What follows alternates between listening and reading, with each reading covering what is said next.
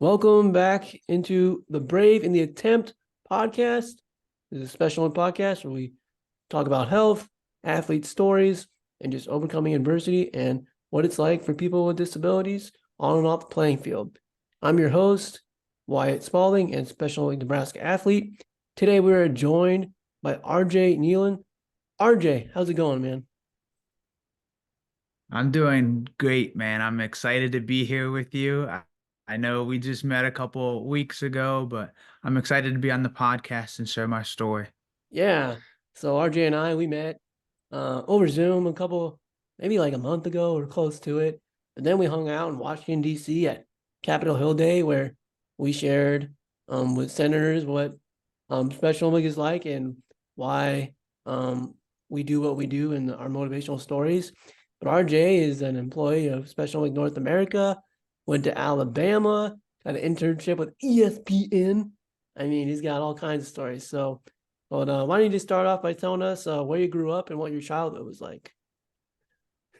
Yeah, so I grew up in Maryland, the Eastern Shore of Maryland, Graysonville, Maryland. I now live in Centerville, maybe 10 minutes away from Graysonville. But growing up, my childhood was filled with sports, man. I know you know that feeling.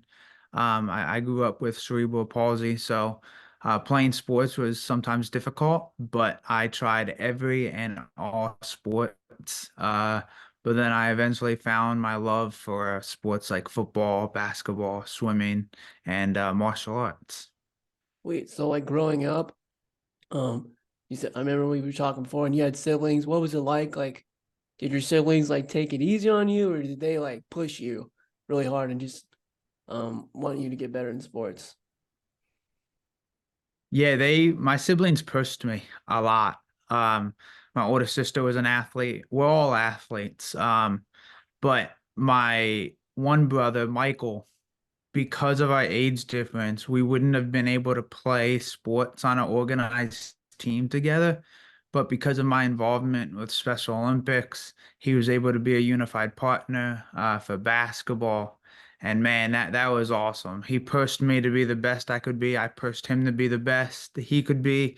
And then my little brother, who is a lot younger than I am. You would never tell because he's about 3 times bigger than I am. But he was a football player and a wrestler, so he was tough and he pushed me to be the best I could be as well. And did so you didn't play like any high school sports with your siblings at all? Like, how much younger was your younger brother? Yeah, we didn't get to play high school sports together. Okay. We were that far apart. When I was in high school, he was still in middle school, and then the younger one was still in elementary school. Yeah, so like what's it like for you? Like I know for me, like so I have cerebral palsy too, and having the siblings at home are nice because they don't treat you like you have a disability. They're like, look, I'm gonna like destroy you in this sport and you're just gonna have to try to beat me. Where when you go out into like the public or with some of your friends, did they ever like, I don't know, like try to baby you or like let you in just because like, oh, you have a disability and I can't just like, play hard against this guy. Did that ever happen to you? You know, it actually didn't. I mean, my siblings never took it easy on me, and I remember having a conversation with my sister. One of my life goals is I want to write a book. I want to write a book about cerebral palsy and sports some way, somehow. And I had a conversation with her and asked her like, "Hey, did mom and dad ever sit down with you and like tell you that I had CP and like what CP was and how my childhood might look a little different than yours?" And she was like, no, they didn't really sit down with us and tell us anything. It was kind of like, hey, you're my brother. I'm gonna treat you the same as everyone else. And when it came to sports, I mean, if I failed, they held me accountable. If I didn't make a team I tried out for, they held me accountable. They always reminded me that hard work pays off and nothing, regardless of disability or not, is given to you. You have to work for everything that you want. Nothing, no handouts. Right, exactly. That was kind of my situation too. Yeah, I guess I kind of asked some of the same questions. I, I don't know if you do, but I don't remember my parents ever really sitting me down and being like, "Hey, you have cerebral palsy."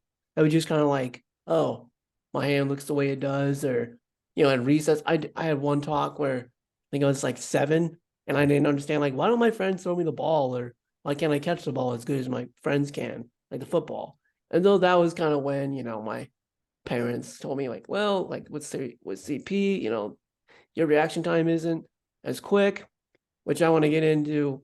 What was different about you and I was if I played high school football, like my parents told me, you literally could have died. Like there's no way you can play football. And so I was like, all right, well, that's done for. And then, as the years went on, I played, couldn't play baseball, didn't get to play basketball in high school. So I was a manager. But you played high school football, right? I did. I played high school football. I played football almost my entire life. And I was always the smallest guy on the team, always the skinniest guy. I think I weighed about 140 pounds. Actually, no, I weigh 140 pounds now. Back in high school, I probably weighed like 120 pounds, to be honest with you.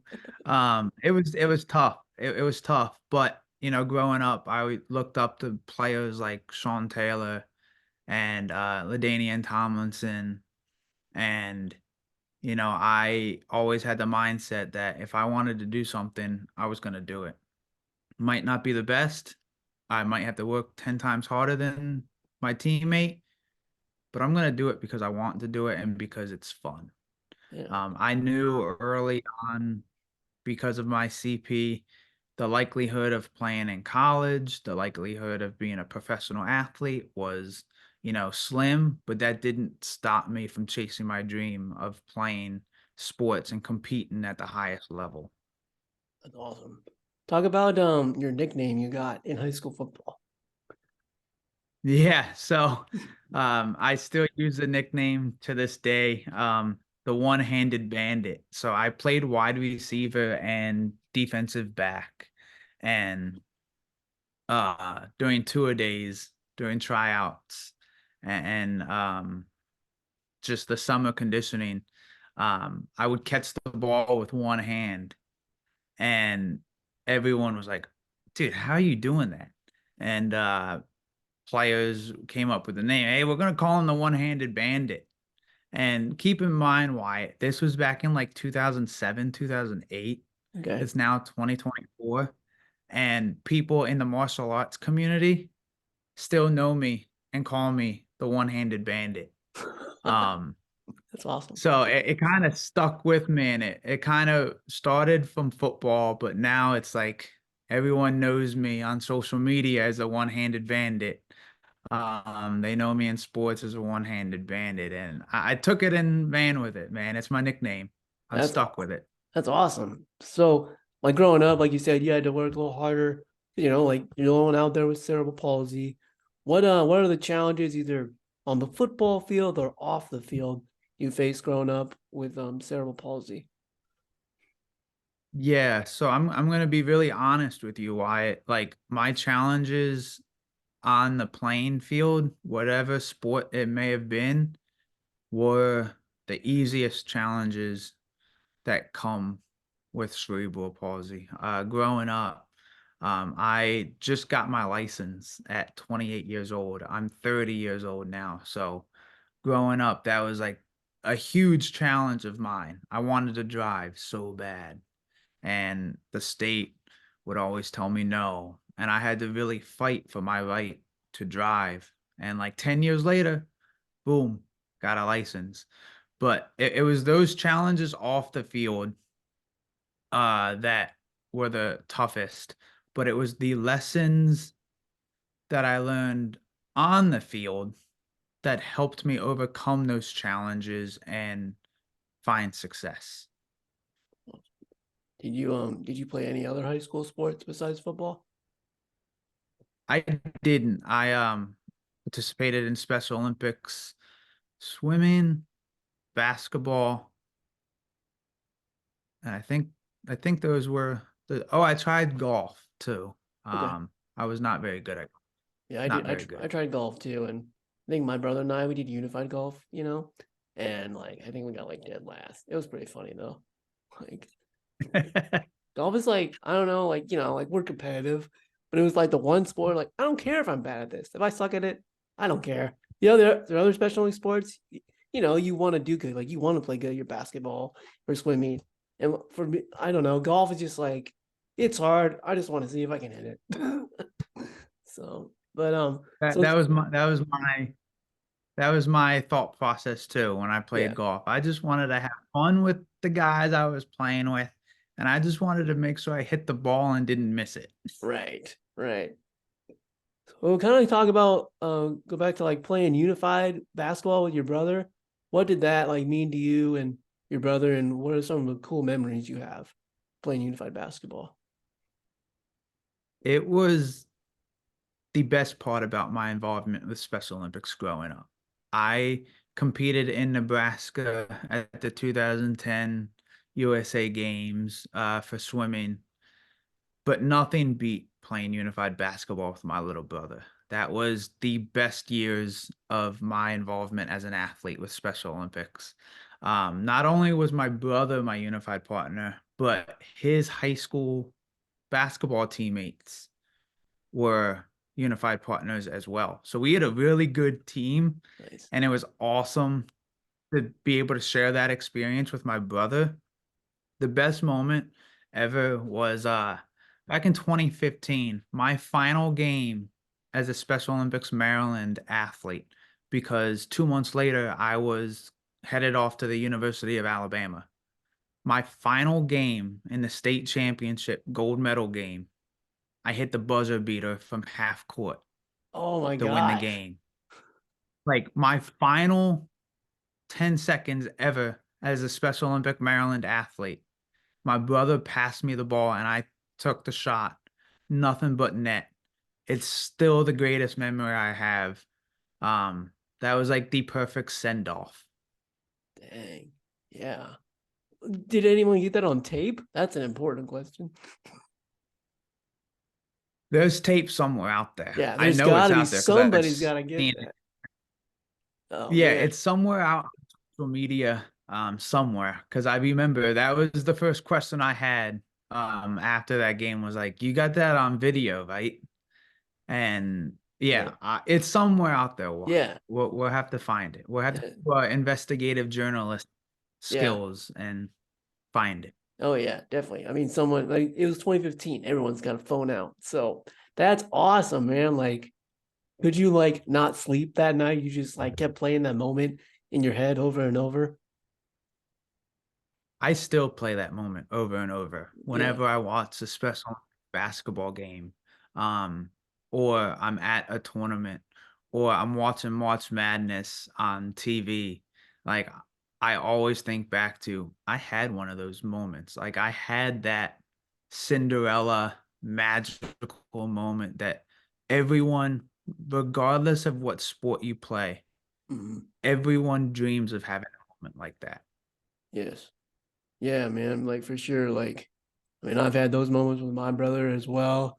Mine actually we lost. I hit a three to give us a lead with like a minute left, and we ended up losing the game. But like like those clutch moments, like you and I, we dream about those. We don't get to play 20, 30 games. We play like maybe 2 to 4 games, and then you go to USA games every 4 years. And like you said, like you went to USA games for swimming, but playing unified with your brother still tops that. And that's the same for me too. Like I won 2 medals for tennis, 1 USA games, and the last one I didn't win a medal, but I still top it over the first USA games because I got to play with my brother. And I think like when we watch our siblings play, it's like, well, we want to have those great moments too. And like we can't sometimes because either you're like you and you can play 1 or 2 high school sports, or like me, you just can't play high school sports because of your disability. So playing unified is the next best thing. And that's so cool. Like you'll always have that moment of that half court shot. Like I bet you and your brother just talk about that all the time. We do. We talk about it quite often. And like going back to your point about how like you lost the game, That's really the beauty of sports, right? The thrill of victory and the agony of defeat. Yeah. Like there's nothing better than that. And as an athlete, you know it like I do. I'm willing to put everything into making it to that championship game, whether we win or lose. Like, Mhm. there's no other place I'd rather be than competing at the highest level in Yes. the biggest moment. Like, as Yeah. an athlete, that's what we strive for. That's what we live for. Exactly. I mean, yeah, like that. It wasn't the championship, but it was a third place game. But we played in the top division at USA Games. So, if you would have ranked the third team, we'll finish fourth in the US or third. And I was like, that's still a big deal, especially from Nebraska. We're not known for basketball, and just to hit it, and it's cool. Like if someone gets a video, it's just like cool to see like your siblings so pumped for you. Like they're the most excited for you because like they know the work you put in. Like your brother knows the work you've put in all through the years. My brother knows the work I've put in. So just to go through that with them that's what's the beauty of Unified. But the one point I do want to Yeah. make, yeah, yeah, and like the one point I do want to make I is was, like, oh, go ahead, go ahead. oh, no, I was just gonna add, like, yeah, I remember jumping into my brother's arms and Oh, nice. one like tackled us on like a dog pit. Oh man, So yeah, it's those moments we live for. yeah, and then like just like having cerebral palsy, I think like I don't know what you're tell me if you've had this experience, but like for me, growing up, people would say like, "Oh, so everyone's got the same kind of cerebral palsy." I was like, "No, like it's different for everybody. Like you got to play high school football, and it was safe for you to play, and you were a high school athlete. Me, yeah, good thing I didn't play. I wish I weighed 120 pounds, bro. I would feel like so big. I just want Oh, to get why? to Why? I will never forget in DC. I want the viewers and listeners to know this. We're walking in DC, guys, and Y is like, yeah, I'm 88 pounds, 90 on a good day. yeah, pretty I much. about lost it. And if it's like 91, I must have had something huge for like breakfast or lunch. So, but yeah, man, like that's like the funny part of it is like CP, it just affects everyone differently. Like we probably go through some of the same experiences, but we're different in so many ways as well. Like, so I would just encourage people that either haven't been around people with disabilities or don't really know what cerebral palsy is like, don't assume that everyone has the same kind of cerebral palsy. It affects everybody differently, and we all learn how to adapt in our own way. Sometimes the same way, sometimes different. Like it just depends. Did you have like pain with your cerebral palsy? Like after you were done playing in high school football games, did like would you get any like spasms in your legs, or would your legs really hurt after a game because of your disability? Yeah, so I like this question because not a lot of people ask me this question. Um, yes and no. I feel tired. It's not really pain, um, but I feel really exhausted, especially like when I'm training my Brazilian jiu-jitsu. I'll go through like a couple days every couple months or every couple weeks where like I have really bad arm and leg fatigue and I Mhm. need to take it easy for a couple days. And it's only on my right side most of the time. I get fatigue in my left arm too, though, Mhm. because I'm using my left arm so much more than my right. Yeah. But I wouldn't say it's pain. I think fatigue is the right word. I just feel exhausted and tired and overused, overworked. Yeah, I think that's perfect, bro. Because I feel the same way. It's like I would practice, I would like over practice, and like as the weeks like from Monday to like even Thursday, like I could just feel my legs felt so heavy, and it's hard to explain to someone that doesn't have CP. It's like it's a different kind of tired. And with me, I had some pain like spasms because I know I have a couple friends that they have like spasms in their legs or arms after they play tennis for 2 hours or basketball game. But yeah, man, that's perfect because I don't think it's hard to explain, but really that's how CP I think really affects you like physically. But like, Yeah, like you didn't let it yeah. stop you from playing high school football, obviously. No, I didn't let it stop me from playing any sports. And Exactly. I think uh, a story I want to share real quick with my coach in Brazilian Jiu-Jitsu, I have to modify a lot of techniques and moves, and I have to rely a lot on the technique and the mental aspect more competing than I can the physical aspect. And he was like, we can help you modify the techniques as much as you want, but at the end of the day, we don't have cerebral palsy. We don't know how it feels when you have to make a grip or when you have to post on your right arm. Like, we don't know how that feels. Only you can determine what you can and can't do and what you can and cannot do at the competitive level. So I think that's it goes to your point, right? Not everybody understands what CP is. Not everybody understands how it affects each individual person. Yes. So let's get to this jujitsu thing. So you do jujitsu. Is it like, are you facing athletes that also have disabilities, or are you the only one with a disability in this jujitsu tournament? Yeah, so I'd say 99% of the tournaments I do, I am the only adaptive athlete in the bracket. Um, I have competed against one adaptive athlete. He beat me once and I beat him once. So we gotta, do the grudge match to see who wins best 2 out of 3. Yeah. We'll have that sometime. But for the most part, it's just me. I'm the only adaptive athlete. There's not a lot of adaptive athletes in a sport like jujitsu. Mhm. Um, and it goes to, a lot of people cannot do a sport like jujitsu. And then it also has a factor of the person might be a little nervous to do jujitsu Mhm. with their weakness due to CP. But no, I don't think of it as, I'm going up against able-bodied opponents. Like I I look at it as we're all blue belts. We're all the same level. Let's go compete. Yes, for sure, man. Like I think of that same way with tennis. I play tennis tournaments that aren't Special Olympics, and I'm a tennis player just like anyone else. And I feel like you and I, like, whether we're competing in Special Olympic basketball or jujitsu or tennis outside of Special Olympics, we're still representing Special Olympics either way. Because it's like, look, we have disability, so what? We're here not because people feel sorry for us or we have a disability. We're here because we're good. We're good athletes and we're good at our sport that we do because we train just like everybody else. And I think that's cool, like how we have that in common. Like it doesn't matter if it's Special Olympics or outside of Special Olympics. Like we're here to compete, and honestly, we're here to win.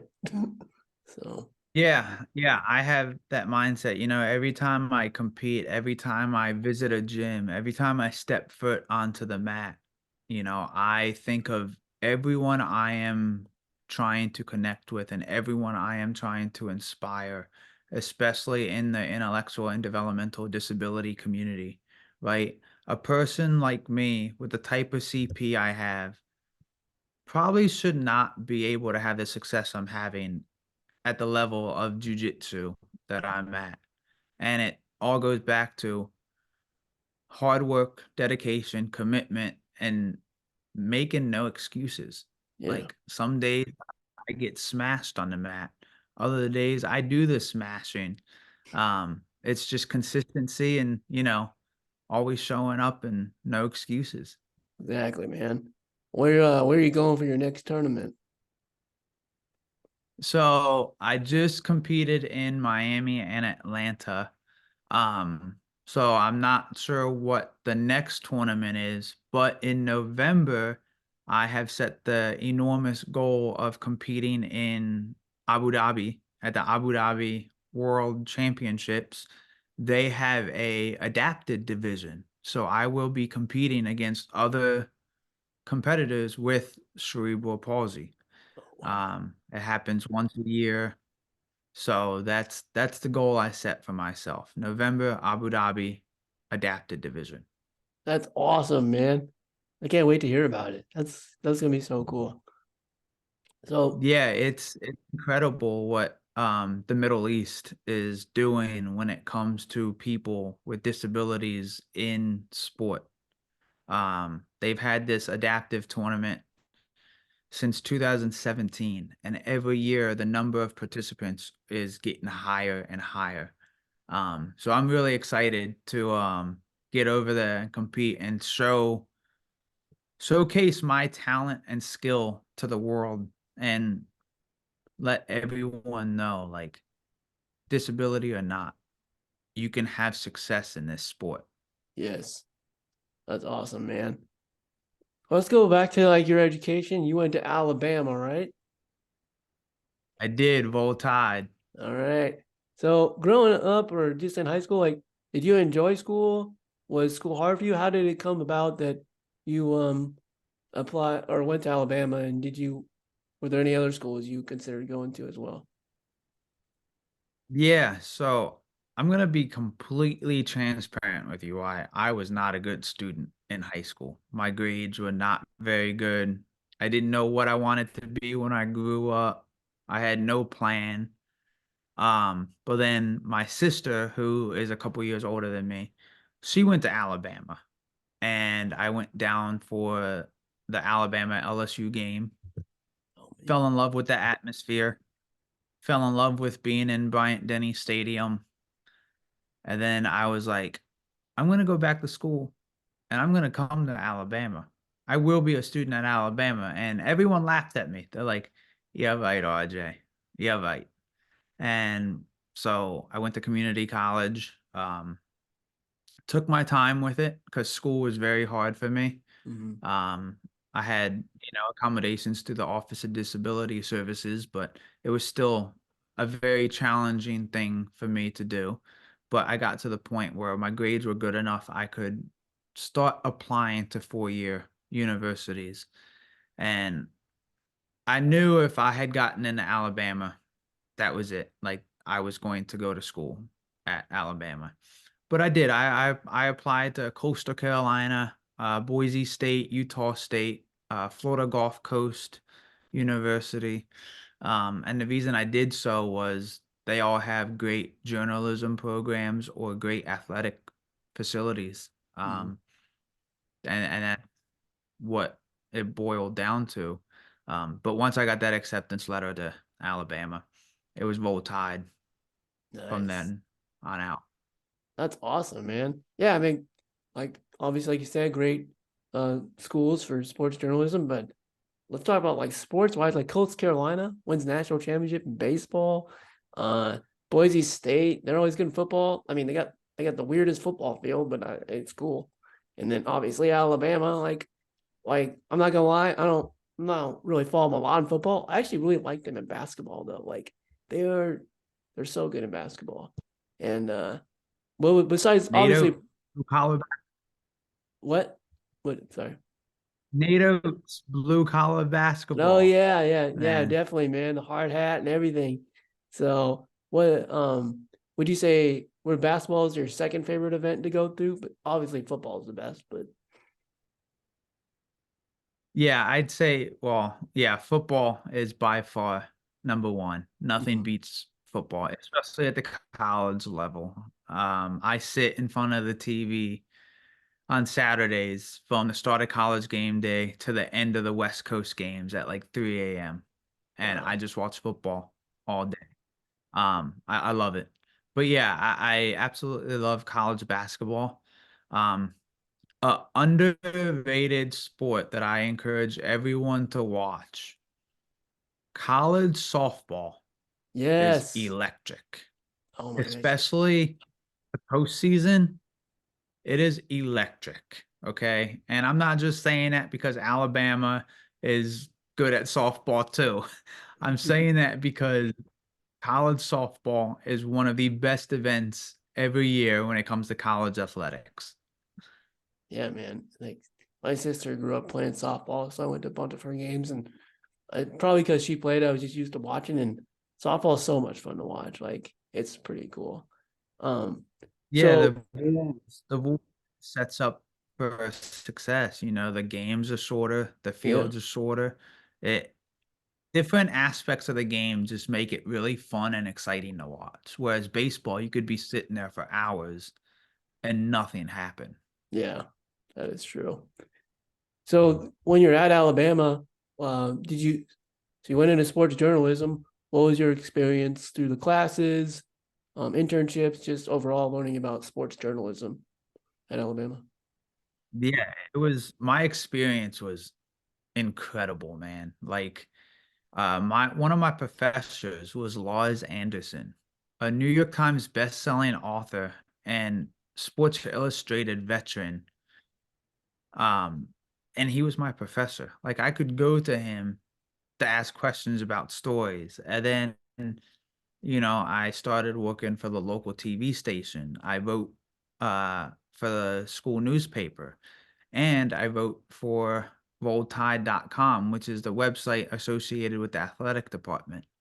So I had so many opportunities like to attach my name to some big sport entities that like really set me up for success. And I took advantage of all the guest speaking events that were happening across campus. That's how I got my connection with ESPN going. I met one of the senior vice presidents and told him my story, and I followed up with him. I reached back out to him and kept in touch. And then that's how the ESPN internship came to fruition. That's awesome. What'd you do in the internship then for ESPN?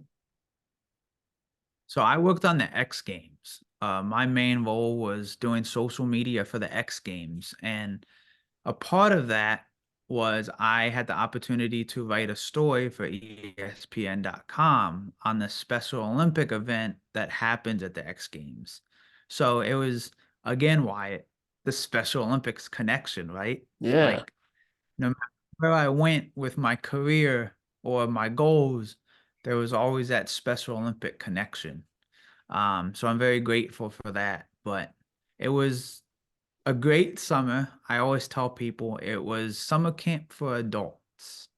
10 weeks in, 10 weeks in Bristol, Connecticut at ESPN headquarters. Nothing gets better than that.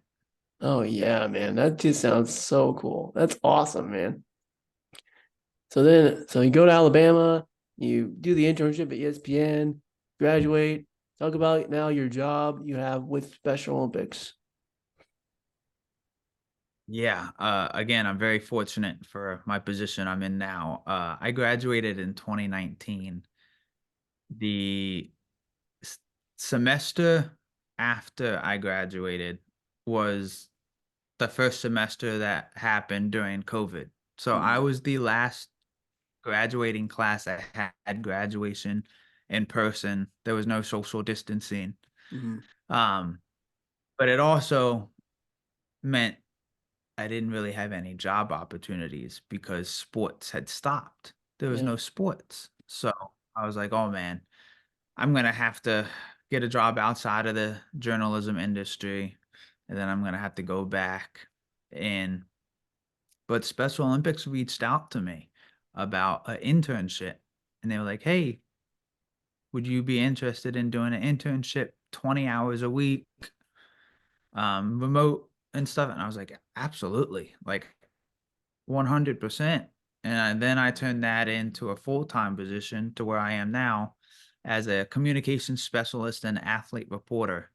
So I write stories on athletes like I did you with Capitol Hill Day. I do a lot of social media stuff, but when I graduated college, my only goal was ESPN.